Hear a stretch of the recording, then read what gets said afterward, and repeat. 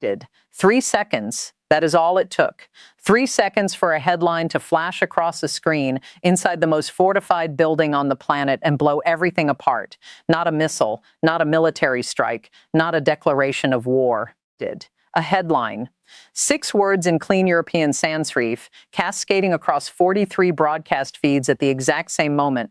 Canada selected to host NATO Bank. The clock on the wall of the White House Situation Room reads 6. Did. 47 in the morning. The senior advisor who spotted it first did not speak, did not reach for his phone, did not call a single person. Did.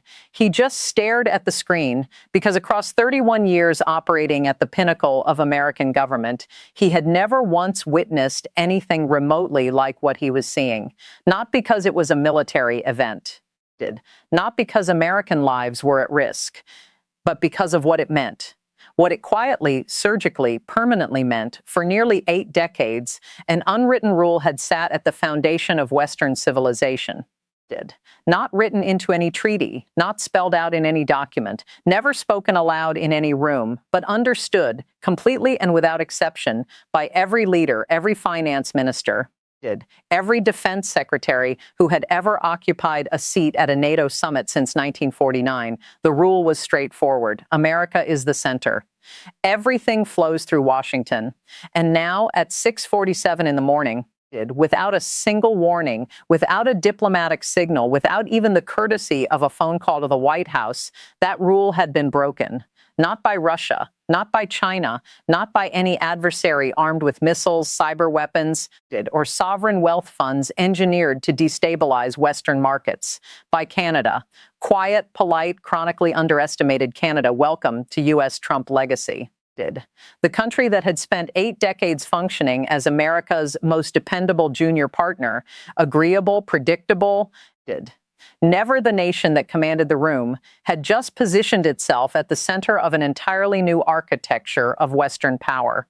And they had executed that move in complete silence, no advance announcement. Did. No leaked draft circulating through Washington lobbying firms. No diplomatic signal that might have given the administration a window to intervene.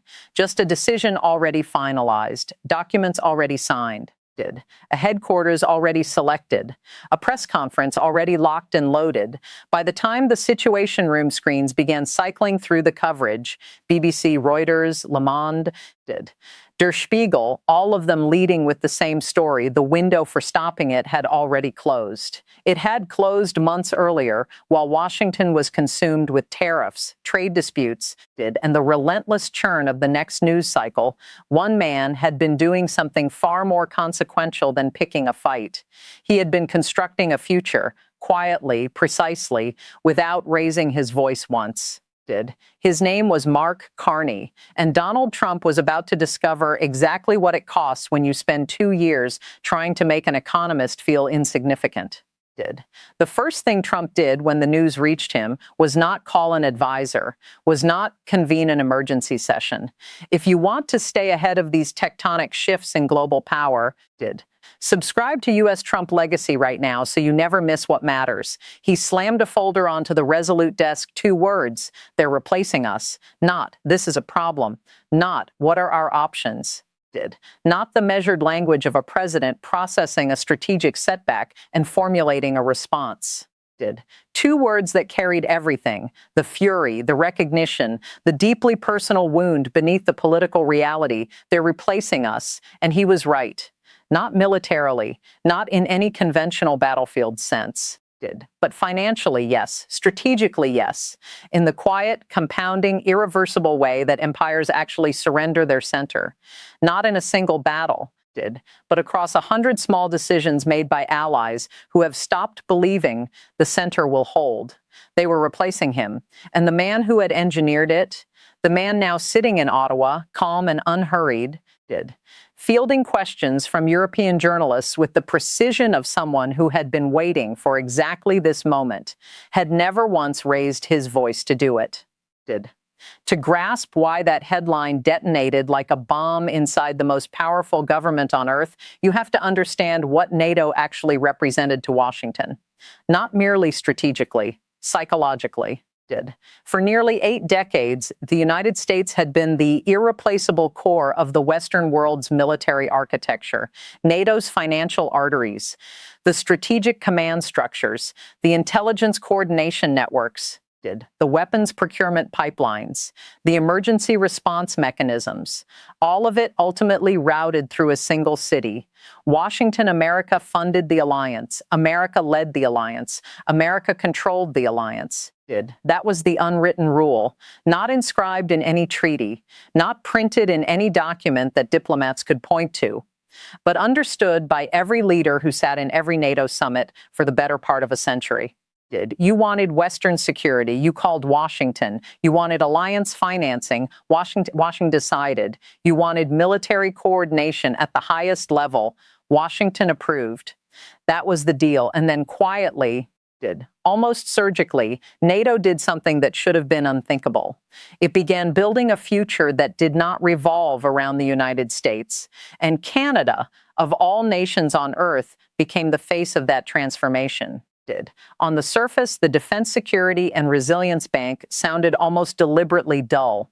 Analysts immediately nicknamed it the NATO Bank. On paper, it resembled dozens of other multilateral financial institutions, governance committees, contribution schedules, lending frameworks, implementation timelines. The kind of document that fills 300 pages and makes television anchors visibly struggle to stay conscious. But beneath the dry, bureaucratic language was something genuinely revolutionary. This institution would not simply finance tanks and missiles. It would finance the next generation of warfare itself. Military innovation, cybersecurity systems, artificial intelligence, defense platforms, drone technology. Quantum computing, biomedical security infrastructure, advanced logistics networks, strategic infrastructure spanning every NATO-aligned nation, not a defense institution, a defense economy. A parallel financial architecture for Western security that operated independently of Wall Street, independently of Pentagon procurement channels, and most critically, independently of Washington's political approval. And Canada had won the right to host it. The moment that decision went public, Donald Trump did not receive a calm policy briefing from a composed advisor presenting strategic options. He received confirmation of his deepest fear. There is a particular kind of rage that does not begin with anger. It begins with recognition. The realization that something has been taken from you, not by force, not through confrontation, but through a sequence of quiet decisions made by people who no longer considered you reliable enough to consult. That was the rage that swept through the Oval Office when the NATO bank announcement landed. Trump reportedly slammed a folder onto the Resolute desk. They're replacing us. Not militarily, no one was dismantling American military power overnight. But financially, yes. Strategically, yes. Politically, yes. And the word replacing carried everything that mattered. Because replacing implies that something was found lacking, that something had failed its purpose, that a substitute had become necessary.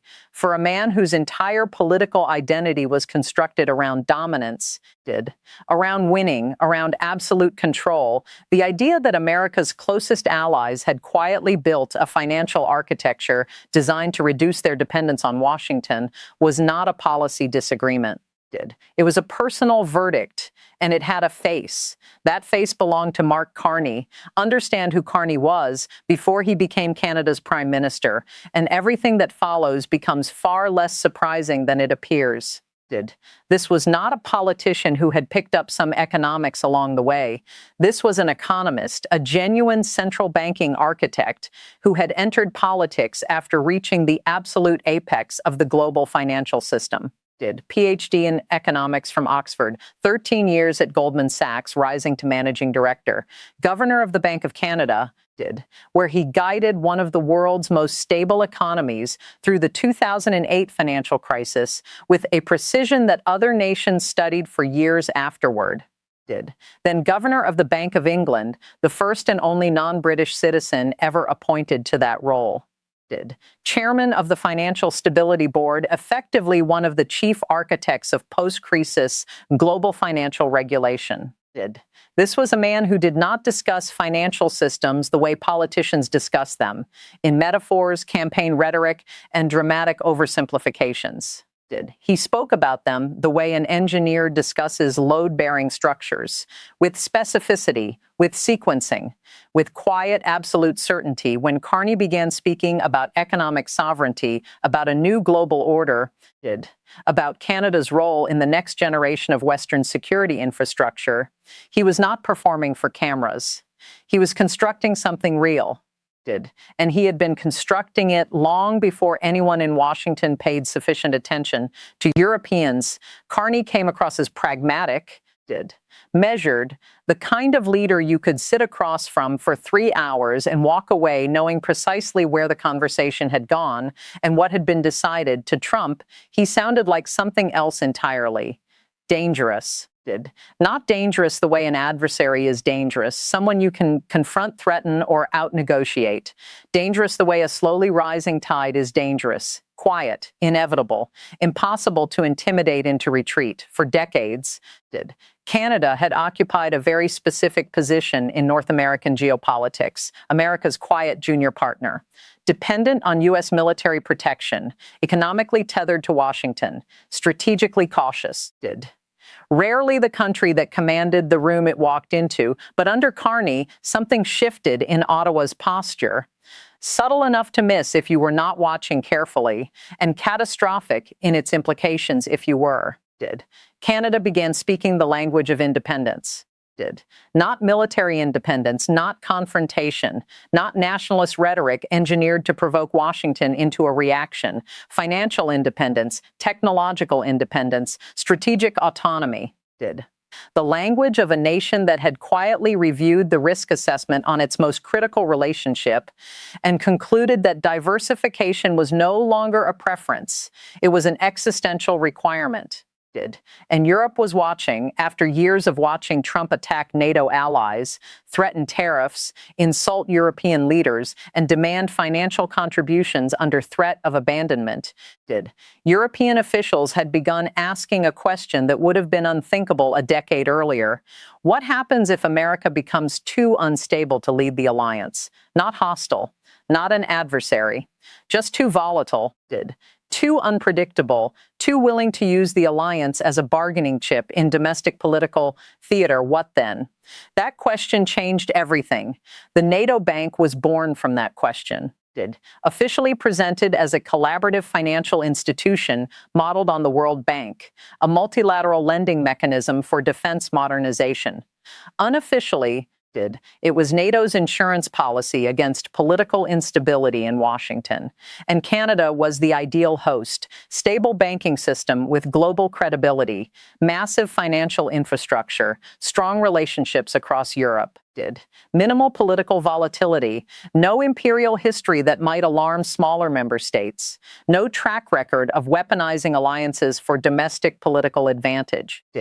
Even critics acknowledged that when the selection criteria were laid out plainly, Canada appeared more reliable than the United States. Politically, that reality enraged Trump because the symbolism was devastating. NATO was not choosing Canada because Canada was militarily superior. NATO was choosing Canada because America had become unpredictable, and everyone in that situation room understood precisely what that meant. An empire that feels threatened does not always respond with strength. Sometimes it responds with the only instrument it still trusts: pressure. Trump's retaliation arrived without diplomatic warning and without policy logic that survived even surface-level scrutiny. The administration announced it was pausing participation in the Permanent Joint Board on Defense, a military coordination body between Canada and the United States that had existed since 1940, since Franklin Delano Roosevelt and William Lyon Mackenzie King.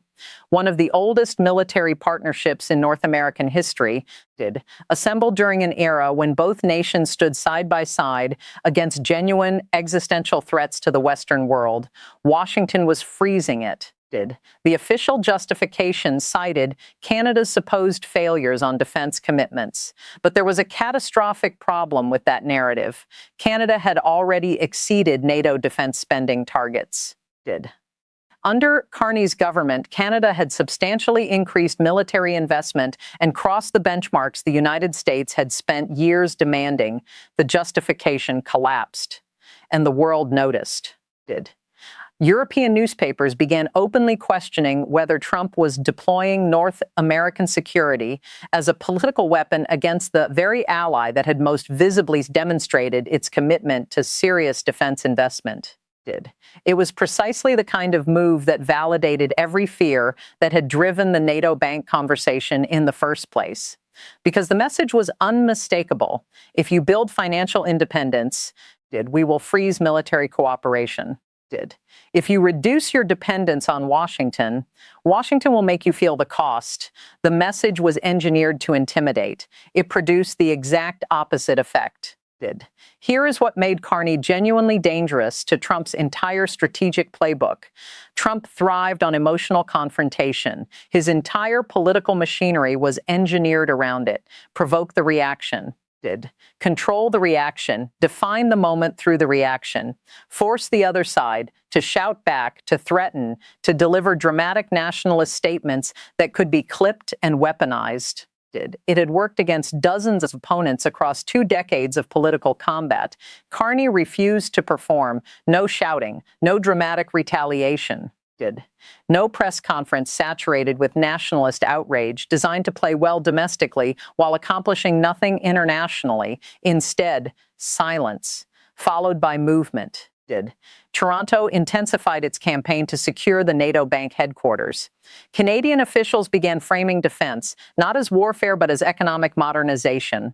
Cybersecurity, quantum research, biotechnology, infrastructure resilience, artificial intelligence, a forward-facing defense economy that ordinary Canadians who had no appetite for military spending could actively support, because this was not about tanks. This was about technology, jobs, and national resilience. It was politically masterful. It transformed the entire conversation. International investors grew interested. European governments grew curious. Defense startups from across the alliance identified opportunity, and Washington began realizing something that should have been obvious months earlier. Canada was becoming the financial gateway to the next generation of NATO defense, not America. And the more pressure Washington applied, the more clearly that reality emerged. Because every threat, every frozen cooperation agreement, every public insult arrived in European capitals as further confirmation that the NATO bank had been exactly the right idea at exactly the right moment. To fully grasp the magnitude of what the NATO bank represented, you have to understand what it was designed to replace, not militarily, but financially. For decades, defense innovation inside the Western alliance flowed through a specific architecture. Pentagon-linked corporate giants dominated weapons procurement. Wall Street financing determined which projects advanced and which ones died. Washington's approval was the invisible prerequisite for every significant alliance-wide defense investment. That architecture made America indispensable, not because American ideas were consistently superior, but because American financing was the only financing that scaled. The NATO bank shattered that monopoly. By providing direct financing to small and medium-sized defense innovators across the alliance, without requiring Washington's approval, it created a parallel pathway for defense modernization that did not depend on American corporate dominance or American political authorization. A decentralized defense economy, the precise opposite of the architecture Trump had spent his entire political career trying to reinforce. And it worked, because the bank was not merely symbolic, it had teeth. It had capital. It had the backing of nations that collectively represented the overwhelming majority of global democratic economic power. The more aggressively Washington pushed back, the more capital flowed into the alternative architecture. The cycle was visible to anyone paying attention.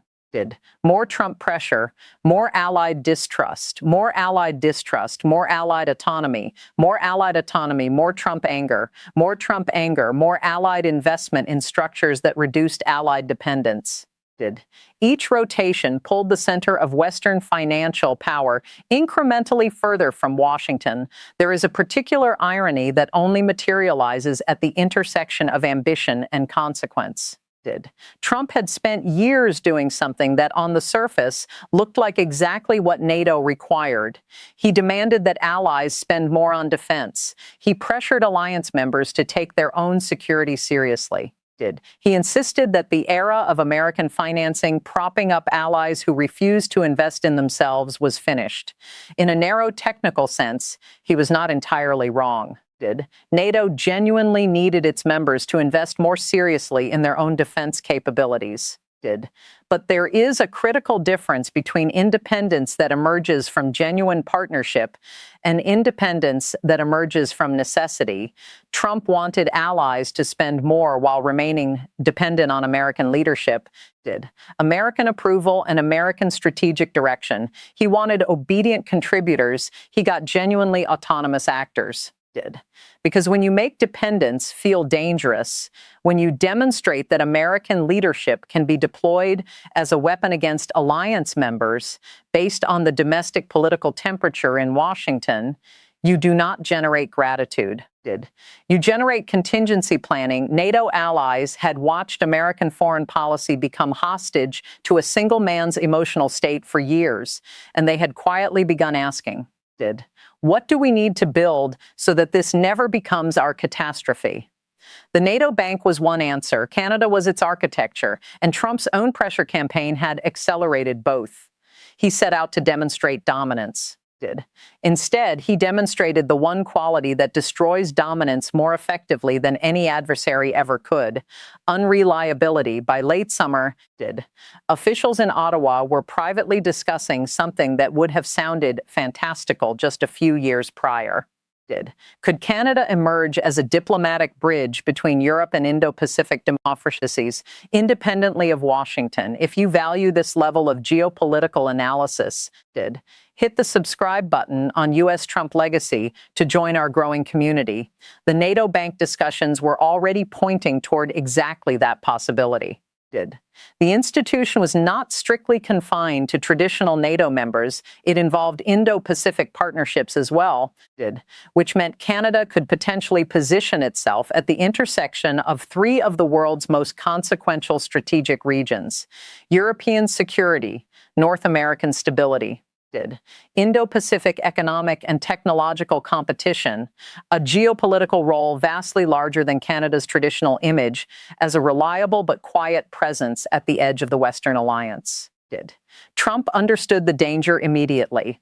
A stronger Canada, a Canada functioning as the financial and diplomatic hub for a new generation of Western security architecture, carried a specific implication about America. It meant America had become optional, not irrelevant, not defeated, not diminished in any conventional military sense. Optional, and that word carried everything, because for 7 decades, American power rested on a single foundational claim that it was indispensable, that no Western security architecture could function without Washington at its center.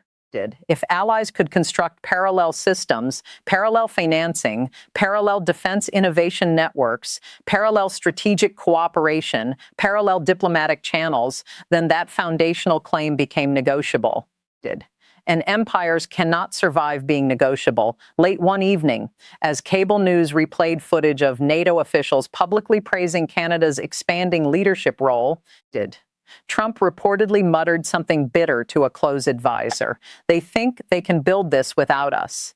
The pause that followed was not recorded in any official document. It did not need to be, because the silence itself was the answer. Here is what no tariff can recover. Here is what no frozen military cooperation agreement can restore.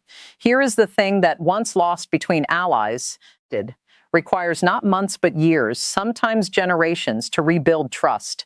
Not trust in American military capability. That was never in question. Trust in American consistency. Trust that when a partner built something alongside the United States, Washington would still be pointing in the same direction 5 years later, 10 years later, across the next electoral cycle. Across the next political mood swing, that trust had been eroding for years. Every tariff threat leveled against allied nations, every alliance insult delivered for domestic political consumption. Every diplomatic eruption that forced allied governments to publicly calculate whether the relationship was worth the exposure. Every attempt to weaponize economic dependence as leverage against partners who had never once acted as adversaries. All of it accumulated, not in any single catastrophic moment, but in the slow compound arithmetic of shattered reliability until allies quietly, without fanfare, without declarations of rupture, began preparing for a world in which Washington's mood could not function as the load-bearing structure of Western security. The NATO bank was one of those preparations. Canada was its architecture. And the process was irreversible, not because allies had stopped believing in America's power, but because they had stopped trusting its consistency. There is a difference. Power without consistency is simply unpredictable force. And unpredictable force, even when it is enormous, is something you build around, not something you build with. So here is where we stand. Mark Carney stood at the convergence of economic expertise, strategic patience, and political intelligence, and built something that no tariff could dismantle, no frozen defense board could reverse, and no presidential fury could erase, not through confrontation, not by matching Trump's aggression, but through the most dangerous thing any actor can do to a power that depends on being indispensable, building an alternative. He executed it quietly. He moved with data where Trump used volume. He moved with patience where Trump used pressure. He extended a hand to European capitals that had grown exhausted by years of transatlantic turbulence, a hand that carried a single unspoken message: we are stable, we are consistent. We will still be here next year, and the year after that, Europe accepted. And when Europe accepted, the geometry of the Western alliance shifted in ways that no military deployment can reverse. Trump attempted to dominate the alliance through financial leverage. Instead, the alliance constructed financial structures that reduced Washington's leverage. He tried to teach allies the price of independence. Instead, he taught them the necessity of independence. He tried to make Canada feel small. Instead, he handed Canada exactly the argument it needed to become the trusted center of an entirely new architecture, the defining geopolitical irony of the decade. The man who promised to make America stronger inside NATO had inadvertently accelerated NATO's determination to decentralize away from America, not because allies harbored hostility toward America, but because they had stopped trusting its stability. Late one evening in the final weeks of summer, as analysts across 3 continents parsed the implications of the NATO bank's Toronto headquarters confirmation, a question circulated quietly through diplomatic circles, not stated publicly, not printed in any official communique, but whispered in corridors and encoded in the private cables that governments transmit when they believe they are no longer being observed. The question was this: when did the Allies start imagining a future without Washington at the center? And can anyone in Washington make them stop? The answer was delivered not in words, but in architecture. In the financial frameworks taking shape in Toronto, in the defense innovation partnerships being formalized across the alliance, in the quiet repositioning of every major allied nation toward structures that no longer required Washington's approval. The answer was no. Fear may compel obedience temporarily, but it destroys trust permanently. And once allies begin envisioning a world in which they no longer need to place their security in the hands of a partner whose reliability has become unpredictable, there is no tariff that reverses that vision. There is no frozen defense board that drives it back into dependence. There is no diplomatic eruption that makes the alternative architecture disappear because the alternative already exists. It has a name. It has a headquarters, it has capital, and it has a face, calm, precise, unhurried, of a man who never raised his voice, never matched the aggression, and never needed to. Because Mark Carney understood something about power that Trump never did. The most dangerous move against an empire that believes it is indispensable is not to challenge it, it is to make it optional. And once an empire becomes optional, the world does not wait for permission to move forward. Thank you for watching U.S. Trump Legacy. If you want to stay ahead of global politics and the economic forces reshaping the world order, subscribe to our channel right now.